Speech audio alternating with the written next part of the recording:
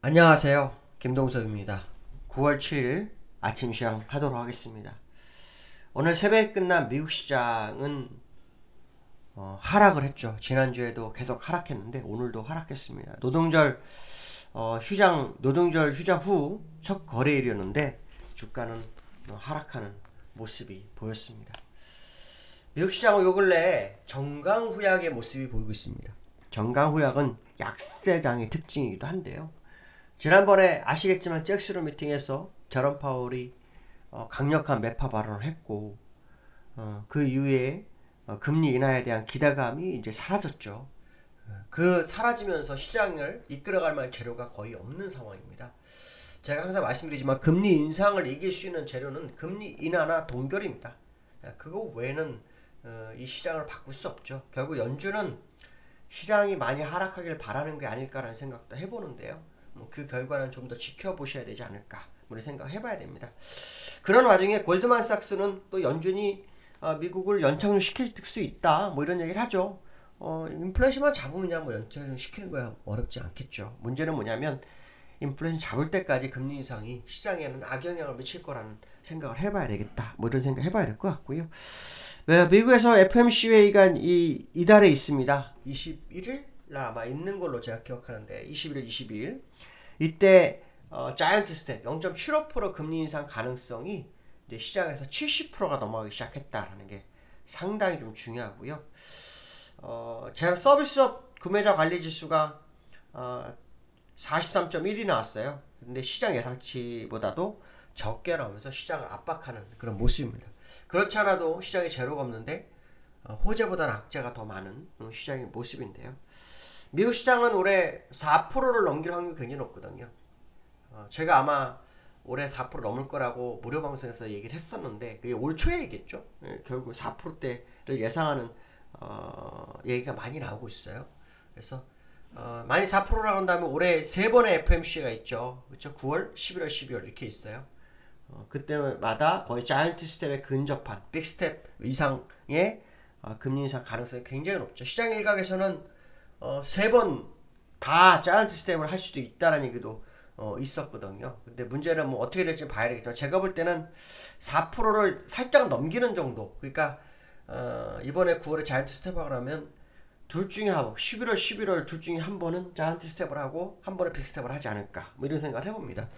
왜냐하면 인플레이션이 아마 내려오긴 내려오겠지만 시장이 확 느낄 정도로 내려오지는 않을 거라고 저는 보거든요.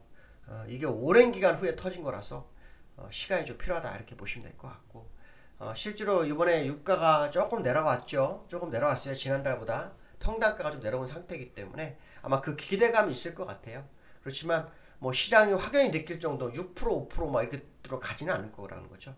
아무래도 8% 전후기 때문에 금리가 내려온 이 금리를 올려서 인플레이 내려온 것이 아직도 너무 약하다 미약하다 이런 생각을 해야 되겠죠. 사실 작년 초반부터 금리 인상을 했다면 지금 미국 시장이 이렇게 흔들리지 않았을 거예요.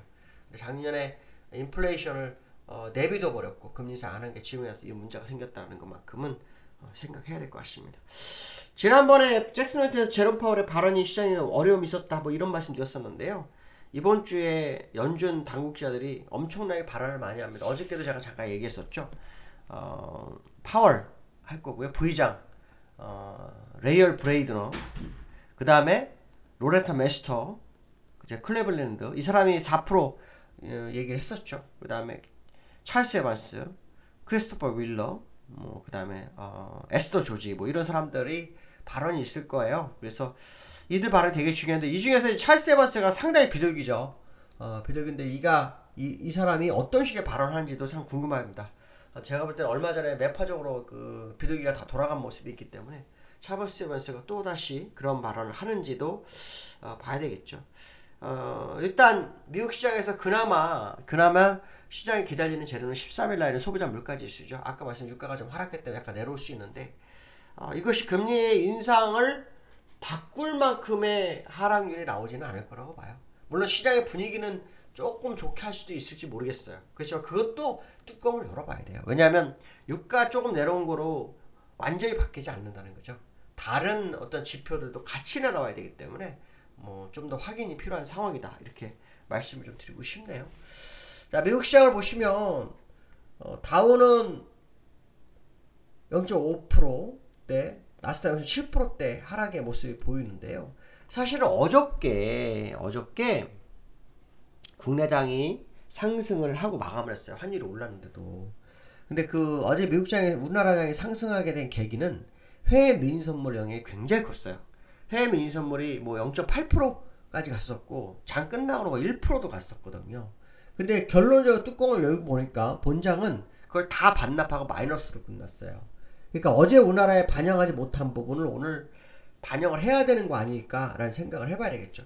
제가 아마 기술적으로 이 자리는 정말 어렵다는 얘기를 제가 계속 말씀드렸을 거예요. 말씀드렸었는데 역시 음봉으로 끝났어요. 근데 아직도 멀었다라는 거. 물론 중간에 바운딩이 있을 수 있어요. 그렇지만 그거는 결국 하락을 더 깊게 하는 이격만 10뿐이다. 오히려 지금 차라리 내려갈 때 다 내려가서 다음 올라갈 때 올라갈 기회를 보는 게 훨씬 낫다. 뭐 그런 얘기 말씀드렸었는데 오늘 다우 장 초반에 0.4% 상승을 했어요. 그리고 0.8%까지 빠졌다가 낙폭을 살짝 줄여서 0.5%로 끝나는 그런 모습이었고요. 나스닥도 똑같다고 말씀드렸죠. 나스닥도 장 초반에 0.4%까지 상승을 했었고요. 그 다음에 마이너스 1.3%까지 갔다가 0.7%로 마감을 했어요. 근데 여전히 기술적으로는 굉장히 어려워요. 여기서 올리려면 정말 큰 재료가 있을 때 현재 큰 재료는 없는 상황이라서 그건 쉽지 않을 거고 결국은 충분히 시간 조정 내지 가격 조정이 수반돼야 될 거다. 예, 그런 상태에서 방향을 보는 건 이제 맞을 거다라고 보고 있고요. 월봉을 한번 볼 필요성이 있는데 월봉이 지금 지난 이 양봉을 아직 못 메웠어요. 근데 월봉은 굉장히 무서운 차트가 돼가고 있네요. 나스닥이 월봉이 엄청 무서워진 상황이고요. 다우도 무서워져 가고 있네요. 그러니까 현재는 나스닥이 시장의 방향성을 좀 유도할 수 있겠다라는 그런 시장 차트의 모습이 보이네요. 나스닥의 모습이 상당히 중요할 것 같습니다. 나스닥이 추가로 더 밀리면 다우도 빠르게 따라올 확률이 높지 않을까 뭐 이런 생각 해봐야 될 것 같고요. 제가 아침마다 환율을 계속 얘기를 해요. 재료가 사실 많지가 않아요. 환율이 지금 굉장히 중요한데 우리나라 환율에 주가에 영향을 미치지 않아요. 그쵸? 그러면서 환율이 미치지 않는데 뭐하러 자꾸 이렇게 환율을 얘기하나 그러는데 절대 그렇지 않습니다. 저는 환율에 꼭 미칠 거라고 저 보고 있고요. 이 환율을 왜 얘기하냐면 여기환율이요. 여기환율이 1381원까지 갔었습니다. 1381원까지. 그러면 이거는 진짜 심각한 거거든요. 네.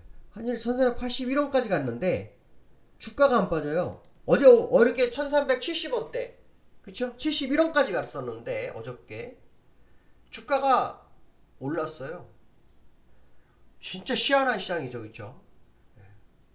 환율을 무시하자 뭐 이런 분위기인지 모르겠지만 경상수지구 보관에 정말 안 좋아질 수 있거든요. 그리고 미국 시장하고 미국이 21일날 금리 인상하면 우리나라 환율 진짜 어떻게 될지 몰라요. 저는 그렇게 보고 있습니다. 왜냐면 미국 금리 인상은 우리나라하고 0.75 벌어지거든요. 정부는 아니라고 그러고 시장은 아니라고 그러는데 글쎄요. 벌어지는 모습이 시장에 어떤 영향을 미칠지 봐야 되겠죠. 1480원까지 보인다고 말씀드렸었는데 오늘 어떤 흐름을 가져오는지 봐야 되겠죠. 현재 여기환율에서는 1370 그러니까 어저께 장중고점이 1377원이었거든요. 1377원이었는데 쑥 밀고 끝났는데 여기환율이 1378원인가에 끝났어요. 이거 81원까지 갔었어요. 그러니까 오늘 1380원을 도전하는지 이거 관전 포인트가 될 거다. 그게 주가에 영향을 미치는지 이것도 또 확인하는 하루가 돼야 된다. 이 말씀 드리고 싶고요. 문제는 내일이 이제 쿼드러블이에요. 그래서 주가가 그거하고 별개의 흐름을 좀 보일 수도 있겠지만 이렇게 연일 미국이 하락하고 있는데 미국의 하락분을 반영 안 하는 건 쉽지 않습니다. 이거는 제가 볼 때는 나중에 뚝이 무너질 때 참 위험하지 않을까 그 생각도 해야 될 것 같고요. 증시가 공매도가 한 달 만에 다시 또 증가를 하고 있다고 하네요. 2.5배가 증가했다. 그 얘기는 뭐냐면 시장이 어렵다는 얘기죠. 공매도가 늘어나는 건 두 가지 케이스입니다. 하나는 뭐냐면 주가가 굉장히 고가일 경우 아니면 시장이 악화될 경우 그렇죠? 근데 지금도 고가에 위치를 하고 있다고 시장은 판단할 수밖에 없는 위치라고 봅니다. 2400이 결코 낮은 지수가 아니거든요. 과거의 우리나라 지수에 비하면 굉장히 레벨업이 되어 있는 상태거든요. 특히 미국 시장이 요즘처럼 8, 9거래일 빠지고 있는데 우리나라가 안 빠지잖아요. 그럼 공매도는 늘 수밖에 없어요. 당연히. 미국과 결국은 키높이를 하거든요.